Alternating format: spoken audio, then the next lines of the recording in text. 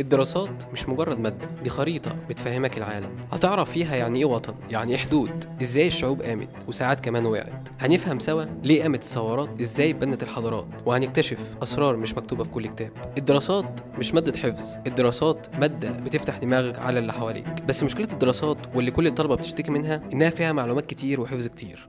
طب ايه الحل؟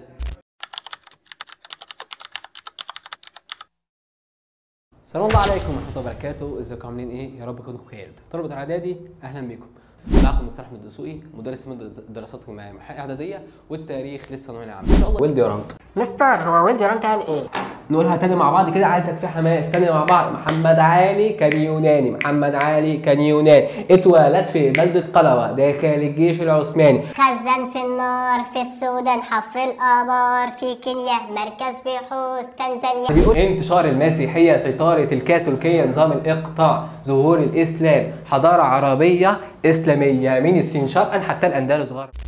دفعه 2026 اهلا بيكم. نعلن ان شاء الله عن فتح باب الحجز المرحله الاعداديه اولى وثانيه اعدادي والمرحله الثانويه اولى ثانوي.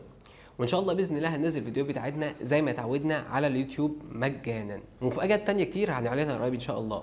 2026 سنه مش عاديه، 2026 سنه الانجاز. ربنا يوفق الجميع، بس اوعى تنسى ان التاريخ مختلف مع مؤرخ محترف، ومع المؤرخ احمد الدسوقي الدراسات في امان لسنين قدام. بس اوعى تنسى الكلام. سلام.